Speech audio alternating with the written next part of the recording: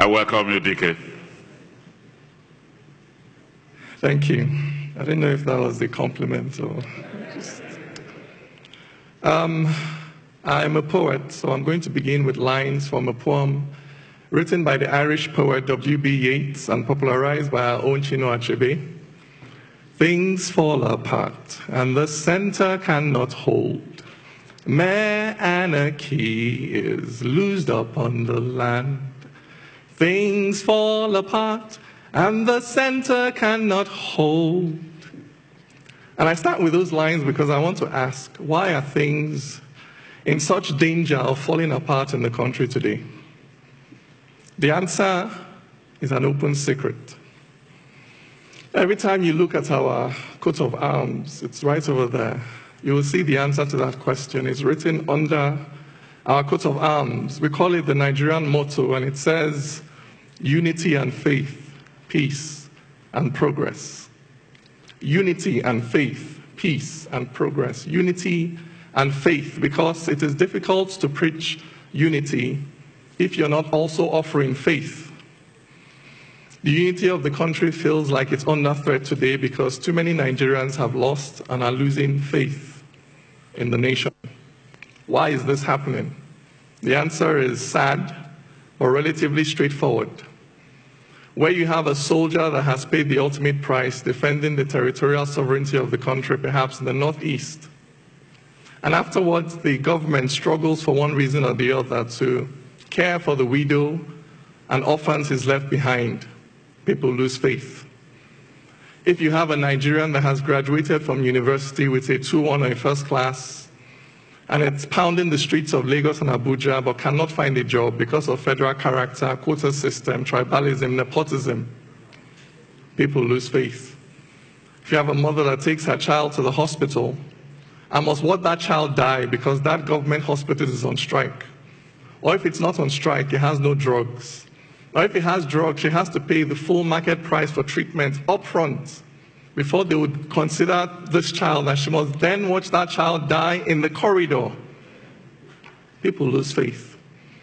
And when people lose faith in the state, they take solace in the tribe, because the tribe is the natural enemy of the state. When people lose faith in the state, they take refuge in the tribe. And as more and more people take refuge in the tribe, they begin to trouble the peace of the nation, unity and faith, peace and progress. So how do you defend the peace of a nation that is being troubled in these ways? Not by bullets or bombs, but by bringing progress to the people. For it is that progress that restores the faith of the people in the state. For when the Nigerian passport, when the green, white, green becomes a valid ticket to a better life, people will rush to embrace the Nigerian identity. So I am a poet. I'm constrained as an individual. I can only preach one Nigeria with my mouth. But the Nigerian state cannot be seen preaching one Nigeria only with its mouth. No.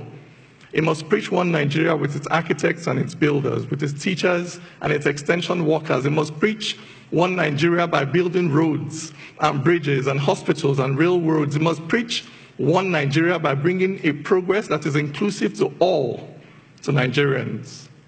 Unity and faith, peace and progress. So that now, in this time of heightened ethno-religious tensions, the need for good governance and economic inclusion has never been higher. Because in the last 20 to 25 years, driven basically by worsening socioeconomic conditions, we have seen violent fronts open up all over the country. We have seen a militancy take root in the South-South, an insurgency take root in the Northeast. If this trend continues, how many more fronts may open in the next 20 to 25 years? At how many fronts can the Nigerian state fight simultaneously? Therefore, the issue of good governance and economic inclusion has become an existential one for our nation. If we are not able to turn the tide and begin to effectively deliver a better life to Nigerians across board, then it is only a question of time before the Nigerian state begins to buckle under the increasing weight of these multiplying socioeconomic contradictions. But there is hope. In South Africa, in the aftermath of the collapse of apartheid, people predicted chaos and bloodshed. Those predictions did not come to pass, chiefly because of the decision of one man to stand up for the common good of all South Africans, white or black. We need the same thing to happen here. We need our government to commit to stand up for the common good of all Nigerians, regardless of faith, tribe, political affiliation.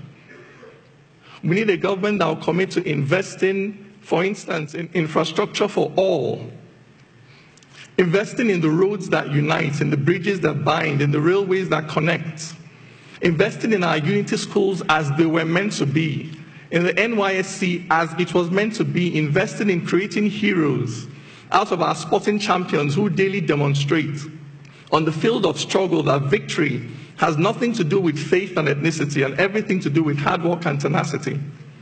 If we have a government that invests in these things, then there is hope.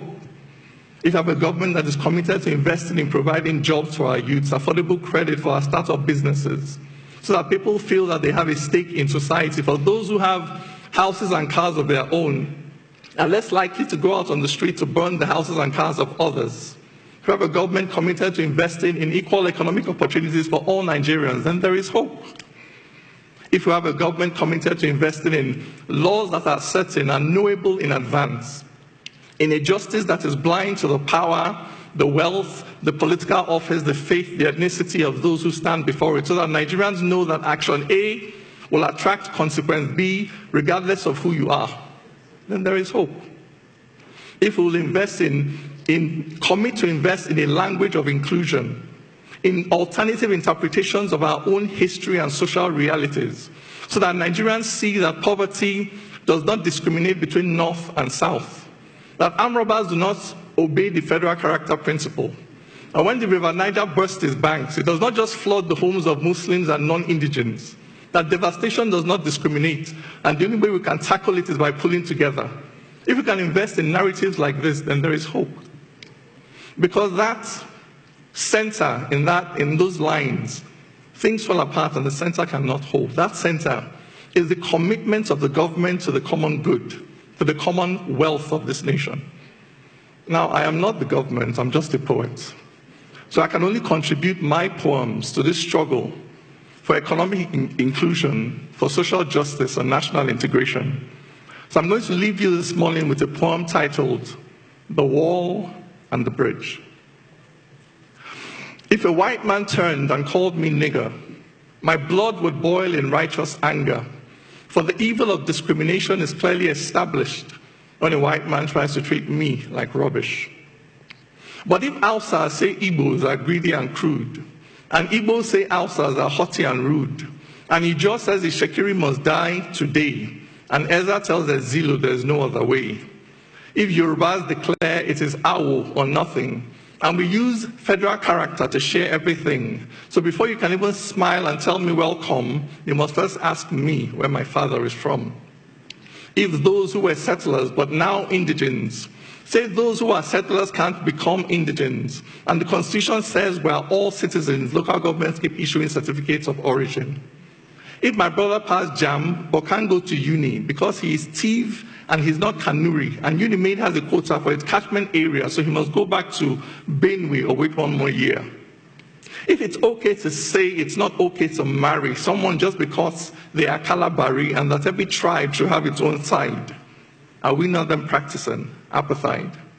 If you cannot buy land unless you're a native and cannot find work unless you're a native and cannot feel safe unless you're a native, how can we then say we're not primitive? Yet, you go to London and get their passport, then settle wherever, however you want. You stand there and fight for equality, but come back and start to use ethnicity. I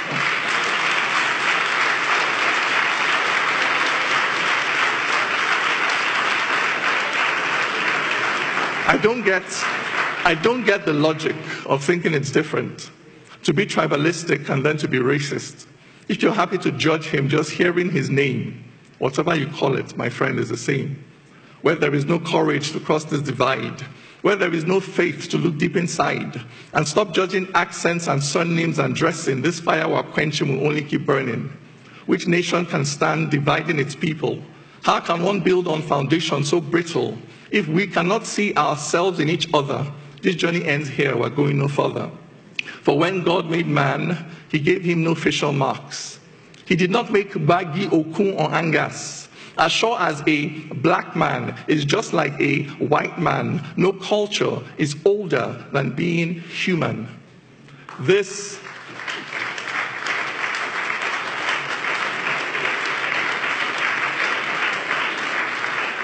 is the truth. Until we accept it, our nation will stumble on its broken feet. For the same things can bind us that drive us apart. For the wall and the bridge are both in the heart. Thank you very much.